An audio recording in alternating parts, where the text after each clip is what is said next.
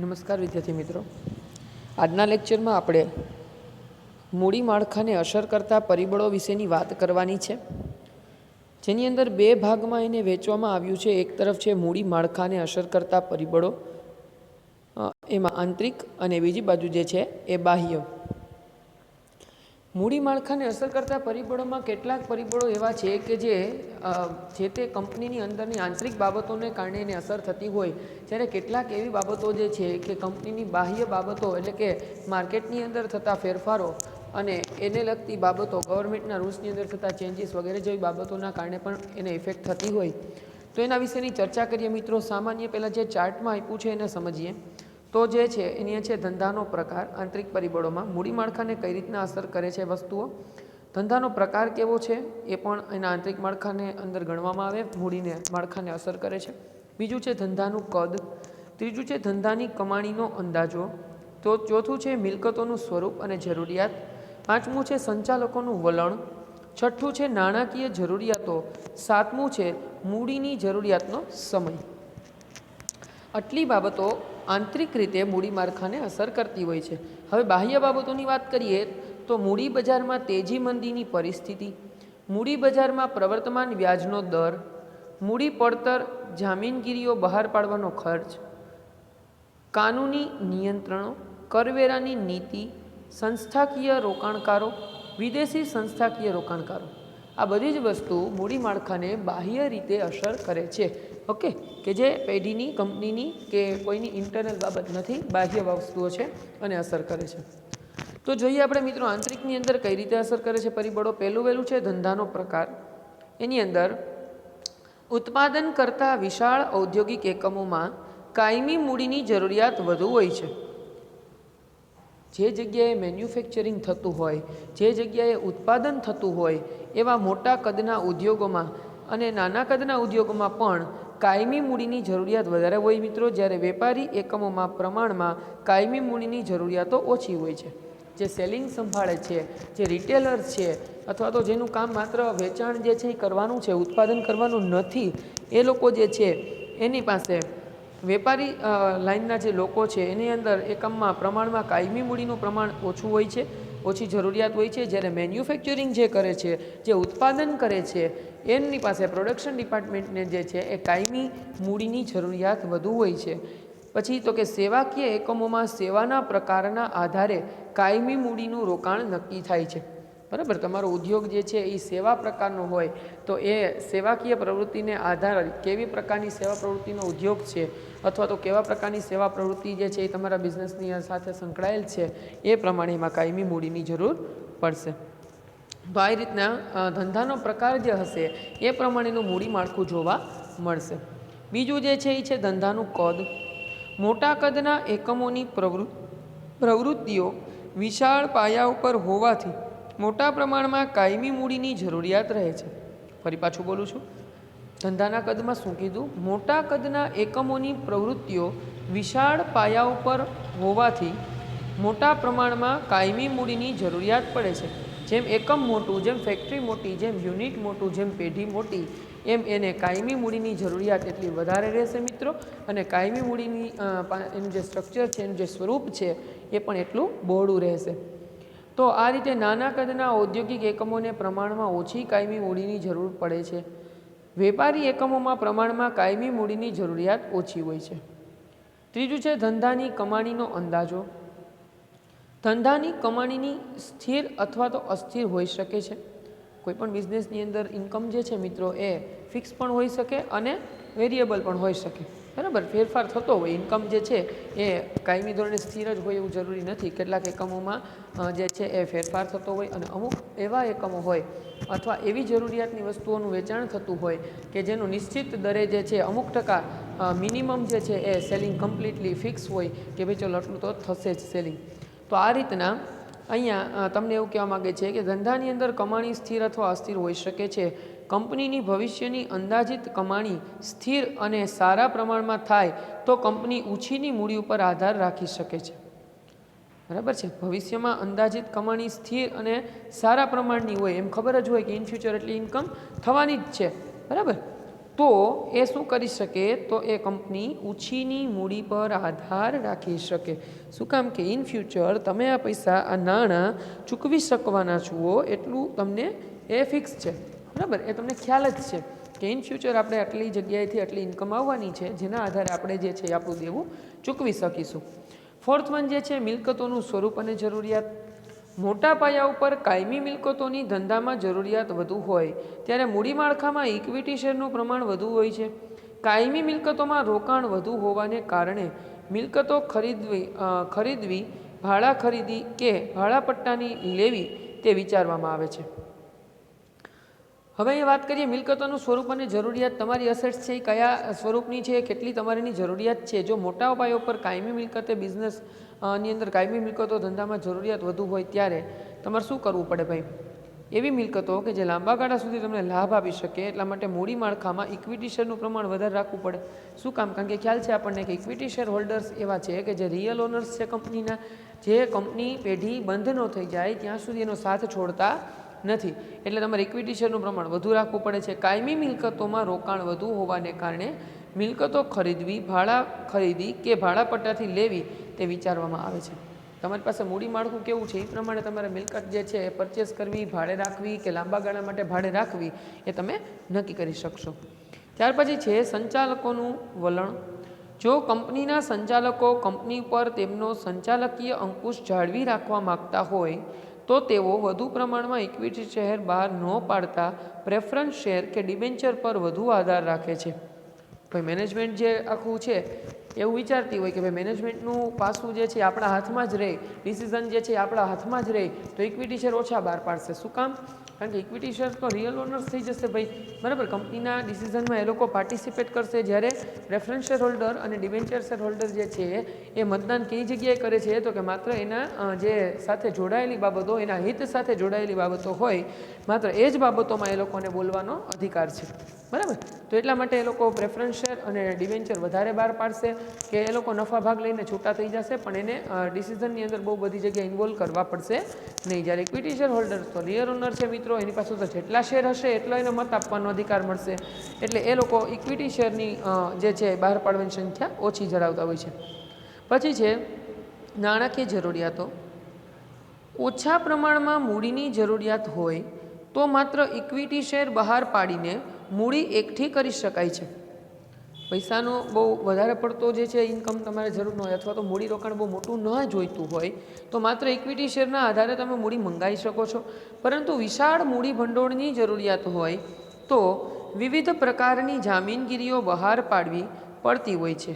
આ ઉપરાંત મૂડી માળખું તૈયાર કરતી વખતે લાંબા ગાળાના ધ્યેયો, યોજનાઓ, ભાવિ વિકાસની શક્યતાઓ વગેરે માટે ભવિષ્યમાં કેટલી નાણાકીય જરૂરિયાત રહેશે તે ધ્યાનમાં લેવું પડે છે.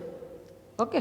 ત્યાર પછી જે છે એ છે જો મૂડીની જરૂરિયાત કાયમી માટે હોય તો ઇક્વિટી શેર બહાર પાડવાનું પસંદ કરશે. મૂડીની જરૂરિયાતનો સમય એના આધારે શું કહે છે કે તમારે કેટલા સમય પૂરતી મૂડીની જરૂર છે. જો તમારે લાંબા ગાળા માટે જરૂર હોય, જો મૂડીની જરૂરિયાત કાયમી માટે હોય તો જ્યાં સુધી પેઢી ચાલે ત્યાં સુધી હોય તો ઇક્વિટી શેર બહાર પાડવામાં આવશે. બીજી બાજુ કંપનીને ટૂંકા ગાળા માટે મૂડીની જરૂરિયાત હોય તો ડિબેન્ચર કે પ્રેફરન્સ શેર દ્વારા પણ મૂડી મેળવશે. હવે ડિપેન્ડ્સ એ કે તમારે લાંબા ગાળા માટે જોઈએ છે કે ટૂંકા ગાળા માટે મૂડીની જરૂર છે. લાંબા ગાળા માટે જો જરૂર હોય તો કમ્પલસરી ઇક્વિટી શેર, અને જો ટૂંકા ગાળા માટેની જરૂર હોય તો ડિબેન્ચર અથવા પ્રેફરન્સ શેરના આધારે પણ આપણે મૂડી મંગાવી શકીએ છીએ, મૂડી મેળવી શકીએ છીએ. ઓકે. તો મિત્રો આ હતા મૂડી માળખાને અસર કરતા આંતરિક પરિબળો. હવે ચર્ચા કરીએ આપણે બાહ્ય પરિબળોની. તેની અંદર પહેલો ટોપિક છે મૂડી બજારમાં તેજી મંદીની પરિસ્થિતિ. મંદીના સમયમાં રોકાણકારો વ્યાજની સ્થિર આવક માટે ઇક્વિટી શેરમાં નહીં પરંતુ ડિબેન્ચરમાં રોકાણ કરવાનું પસંદ કરશે. શું કહે છે ભાઈ? મંદીનો સમય હોય એની અંદર રોકાણકારો શું કરે? વ્યાજની સ્થિર આવક માટે કાયમી ધોરણે એક સરખું જે છે ઇન્ટરેસ્ટ પ્રાપ્ત થાય એટલા માટે ઇક્વિટી શેરમાં નહીં પરંતુ ડિબેન્ચરમાં રોકાણ કરવાનું પસંદ કરશે. જ્યારે તેજીમાં સમયમાં ઊંચા ડિવિડન્ડની અપેક્ષાએ રોકાણકારો ઇક્વિટી શેરમાં રોકાણ કરવાનું પસંદ કરશે. માર્કેટની અંદર તેજી હોય કે ભાઈ હાલો ચલો બધી કંપની પ્રોફિટ અત્યારે કરી જ રહી છે આ કંપની અને આપણને સારામાં સારું આ ડિવિડન્ડ આપી શકશે, બરાબર, સારામાં સારી આપણને જે છે એ રિફંડ મળી શકશે, તો ઇક્વિટી શેરમાં વધારે રોકાણ કરે. અને મંદીમાં હોય તો ડિવેન્ચરમાં, કારણ કે ડિવેન્ચર અને પ્રેફરન્સ શેરમાં ફિક્સ તમને ઇન્ટરેસ્ટ મળતું હોય છે. પછી છે એમાં ને એમાં કે આ મૂડી માળખાની રચનાનો આધાર મૂડી બજારની અંદર પ્રવર્તમાન વલણો ઉપર રહેલો છે. તમારું મૂડી માળખું કયા, તમે તો ઇક્વિટી શેર જ આપવા માંગો છો, પણ અહીંયા કીધું એમ કે જો મંદી હશે અને ખબર જ છે કે કંપની અત્યારે સારું એવું વ્યાજ આપી શકે એમ નથી, પ્રોફિટ છે કંપની એટલી કરતી નથી જે તે કંપની, તો તમે ઇક્વિટી શેર આપવા માગો છો બટ માર્કેટમાં ઇક્વિટી શેર લેવા તૈયાર થશે નહીં. તો એવા સમયે કમ્પલસરી એવા સમયે તમારે પ્રેફરન્સ શેર ડિબેન્ચર બહાર પાડવા પડે છે મિત્રો. ત્યાર પછી બજારમાં પ્રવર્તમાન વ્યાજનો દર.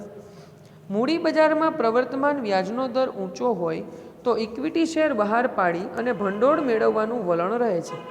ફરી પાછું બોલું છું, મૂડી બજારમાં પ્રવર્તમાન વ્યાજનો દર ઊંચો હોય, બરાબર, કે અત્યારે સામાન્ય રીતે વર્તમાન સમયમાં વ્યાજ બહુ સારું મળે છે, ઊંચું મળે છે, તો ઇક્વિટી શેર બહાર પાડી જે છે એ ભંડોળ મેળવવાનું વલણ રહે છે, કારણ કે ઊંચીની મૂડી પર વધુ વ્યાજની ચૂકવણી કંપની માટે બોજારૂપ બને છે.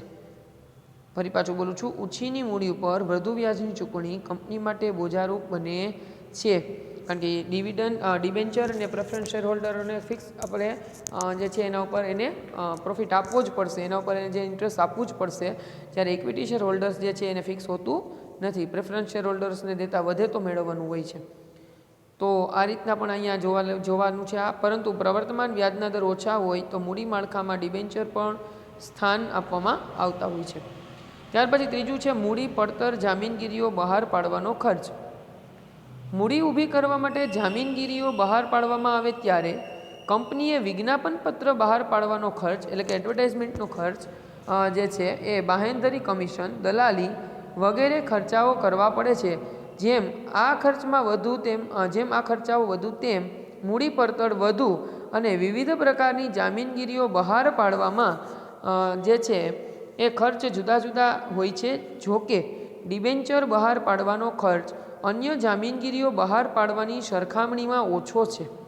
ફરી પાછું બોલું છું, ડિબેન્ચર બહાર પાડવાનો ખર્ચ અન્ય જામીનગીરીઓ બહાર પાડવાના ખર્ચ કરતાં ઓછો છે. ભાઈ ડિબેન્ચર બાઈને પાડવાના હોય ને તો એનો જે એક્સપેન્સ છે ને બીજા કરતાં કેવો છે ભાઈ, તો કે ઓછો છે. ઓકે. ત્યાર પછી કાનૂની નિયંત્રણો. મૂડી માળખું પસંદ કરતી વખતે કાનૂની નિયંત્રણો પણ ધ્યાનમાં રાખવામાં આવે છે. કંપની ધારા પ્રમાણે જામીનગીરીઓ બહાર પાડી મૂડી ભંડોળ મેળવતી કંપનીએ ઇક્વિટી શેર ફરજિયાત બહાર પાડવા પડે છે. કારણ કે જો ઇક્વિટી શેરની મર્યાદાઓ રાખવામાં ન આવે, ઇક્વિટી શેર કમ્પલસરી રાખવામાં ના આવે તો કંપની જે છે એ માર્કેટમાંથી પૈસા મેળવીને આપખુદ બની જાય સંચાલકો. તો સંચાલકો ઉપર વોચ રાખવા માટે ઇક્વિટી શેર કમ્પલસરી બહાર પાડવાના, જેથી કરી અને પબ્લિક જે છે એનો વોચ જે કંપની ઉપર રહી, કારણ કે વોટિંગ જે છે એના શેર દીઠ એને મળવાનું છે વોટિંગનો રાઇટ, તો એ રીતે પણ અહીંયા એ ઇમ્પોર્ટન્સ છે. એટલા માટે કમ્પલસરી જે છે ઇક્વિટી શેર બહાર પાડવાના છે. આ ઉપરાંત સેબીના નિયમ, આરબીઆઈના નિયમો, કંપની ધારાની જોગવાઈઓનો પણ ધ્યાનમાં લેવામાં આવતી હોય છે. 5th વન છે કરવેરાની નીતિ. કરવેરાનું પ્રમાણ ઊંચું હોય તો કંપની ડિબેન્ચર બહાર પાડી અને વધુ મૂડી ભંડોળ મેળવવાનું વલણ રાખે છે. ફરી પાછું બોલું છું, કરવેરાનું પ્રમાણ ઊંચું હોય, વધુ હોય તો કંપની શું કરે, ડિબેન્ચર બહાર પાડી અને વધુ મૂડી મેળવવાનું વલણ રાખે છે. કારણ કે ટેક્સ ત્યારે જે છે એ વધારે હોય તો એટલી એને જે છે એક્સપેન્સ વધારે બતાવે તો એને એટલું કંપનીને જે છે એ ટેક્સમાંથી બાદ મળે. જેથી ડિબેન્ચર ઉપર ચૂકવેલા વ્યાજની રકમ કરવેરાના હેતુ માટે આવકમાંથી કપાત તરીકે મજરે મેળવી શકાય છે. ઓકે, મેં તમને કીધું ને કે ભાઈ એક્સપેન્સ જે છે એ ડિબેન્ચર ઉપર આ કાયદેસરનું તમારું દેવું છે. Preference share holder, debenture holders જે છે ને એ કંપનીના માલિકો નથી, એની પાસેથી લીધેલા નાણાં ઊંચીની મૂડી કહેવાય ને એના ઉપર તમે વ્યાજ ચૂકવો એ ખર્ચમાંથી બાદ મળે છે, ડિડક્ટ થઈ જાય છે મિત્રો, તો એના ઉપર તમને ટેક્સ નહીં ભરવો પડે, એટલે એ પૈસા તમને ટેક્સમાંથી બાદ મળશે. તો એવા સમયે એ લોકો એ રીતનું આખું માળખું છે એ તૈયાર કરશે. તો એ રીતના ડિબેન્ચરની આવક પર નીચે જે છે ટેક્સ ફ્રી મળતું હોવાથી, એ કરવેરાની બાદ મળતું હોવાથી ડિબેન્ચર વધારે પાડવાનું પસંદ કરે છે. આ જ પ્રમાણે ડિવિડન્ડની આવક કરમુક્ત હોય કે ડિવિડન્ડની આવક પર નીચા દરે કર વસૂલાતો હોય ત્યારે સ્વાભાવિક છે કે રોકાણકારોમાં ઇક્વિટી શેર વધુ લોકપ્રિય બને છે. બરાબર, એ તો સ્વાભાવિક વાત છે ને કે ભાઈ ચલો એને કંપનીએ પોતાનો ફાયદો જોયો, પણ સમાજની અંદર જે રોકાણકારો લોકો જે છે એ ત્યારે ઇન્ટરેસ્ટ શેમાં વધારે લેશે? ઇક્વિટી શેરમાં. ત્યાર પછી છે સંસ્થાકીય રોકાણકારો. વીમા કંપનીઓ, બેન્કો, રાજ્ય અને કેન્દ્ર સરકારની નાણાકીય સંસ્થાઓ વગેરે તેમના સ્થાપિત નિયમો અને શરતોને આધીન રહી અને કંપનીઓના શેર અને ડિબેન્ચરમાં રોકાણ કરે છે. મૂડી માળખાની રચના કરતી વખતે કે મૂડી માળખાની રચનામાં ફેરફાર કરતી વખતે આ બધી જ સંસ્થાઓના વલણો અને શરતોની વિચારણા કરવામાં આવે છે. ઓકે, ત્યાર પછી જે છે એ છે વિદેશી સંસ્થાકીય રોકાણકારો.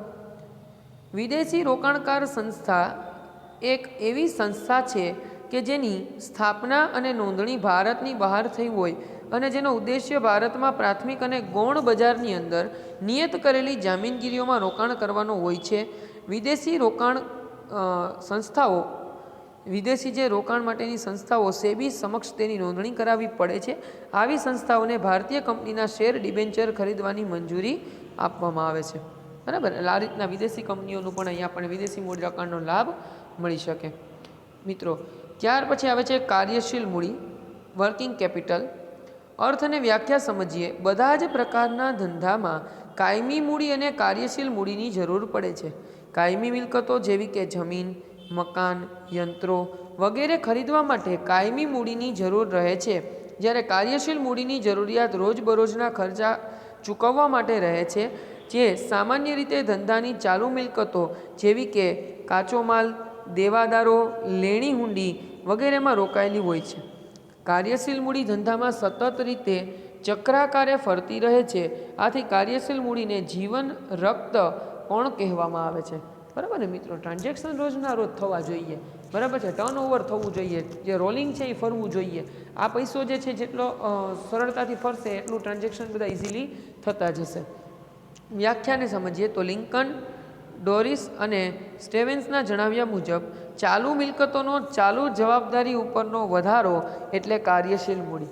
શું કીધું? ચાલુ મિલકતોનો ચાલુ જવાબદારી ઉપરનો વધારો એટલે કાર્યશીલ મૂડી. ત્યાર પછી જે.એસ. મિલના જણાવ્યા મુજબ ચાલુ મિલકતોનો સરવાળો એટલે ધંધાની કુલ કાર્યશીલ મૂડી. બરાબર છે, જે.એસ. મિલને શું કીધું કે ચાલુ મિલકતોનો જે ટોટલ થાય તમારે એ ધંધાની કાર્યશીલ મૂડી તમે કહી શકશો. તો કાર્યશીલ મૂડીનો ખ્યાલ જોઈએ. શું કહેવા માગે છે કન્સેપ્ટમાં? ધંધાની ચાલુ મિલકતો જેવી કે કાચા માલ અને તૈયાર માલનો સ્ટોક, દેવાદારો, લેણી હુંડી, ટૂંકા ગાળાની જામીનગીરીઓ વગેરેમાં કુલ રોકાણનો સરવાળો એટલે કુલ કાર્યશીલ મૂડી. આ એનો કન્સેપ્ટ ક્લિયર કર્યો. ચોખ્ખી કાર્યશીલ મૂડીનો કન્સેપ્ટ જોઈએ તો શું કહે છે કે ભાઈ ચાલુ મિલકતોને બાદ ચાલુ જવાબદારીઓ એટલે ચોખ્ખી કાર્યશીલ મૂડી. ચાલુ મિલકતો બાદ એટલે માઇનસ ચાલુ જવાબદારીઓ એટલે ચોખ્ખી કાર્યશીલ મૂડી. જો સૂત્રના આધારે પણ તમને નીચે આપ્યું છે મિત્રો કે ચોખ્ખી કાર્યશીલ મૂડી બરાબર ચાલુ મિલકત માઇનસ ચાલુ જવાબદારી એટલે કે દેવા. જ્યારે ચાલુ જવાબદારીઓ કરતાં ચાલુ મિલકતોનો વધારો હોય તો હકારાત્મક કાર્યશીલ મૂડી કહેવાય છે. તમારી પાસે જે ચાલુ જવાબદારી છે એના કરતાં મિલકતો વધારે હોય, દેવું ચૂકવવાનું જે છે એના કરતાં જે છે એ તમારી અસેટ્સ વધારે હોય તો એ પ્લસ પોઈન્ટ કહેવાય, હકારાત્મક કહેવાય. જ્યારે ચાલુ મિલકતો કરતાં ચાલુ જવાબદારીનો વધારો હોય તો તેને નકારાત્મક કાર્યશીલ મૂડી કહેવામાં આવે છે. એટલે એનો મીન એવો થાય કે તમારો પ્રોફિટ જે છે એ ઓછો છે, એની સામે તમારું ચૂકવણું વધારે છે. ઓકે, તો આ રીતે મિત્રો આપણે જે છે આ ટોપિક અહીંયા પૂરો થાય છે. હવે કાર્યશીલ મૂડી અને ચોખ્ખી કાર્યશીલ મૂડી વચ્ચેનો તફાવત આપણે ભણવાનો છે, એ આપણે નેક્સ્ટ લેક્ચરની અંદર કન્ટિન્યુ કરીશું. તો જે કંઈ આપણે સમજ્યા છે એને એક વખત રીડ કરજો વ્યવસ્થિત રીતે, અને સ્વાધ્યાયના ક્વેશ્ચન આન્સર ફેસબુકમાં લખવાના છે. ફરી પાછા જ્યારે તમને બોલાવવામાં આવે ત્યારે ચેક કરવા માટે તમારે આવવાનું થશે મિત્રો. તો હોમવર્ક કમ્પ્લીટ રાખજો, જે આપણે કર્યું છે આજે કમ્પ્લીટ એ રિવાઇઝ કરજો. ફરી પાછા નેક્સ્ટ લેક્ચરમાં આગળના પોર્શનને આપણે આગળ વધારીશું.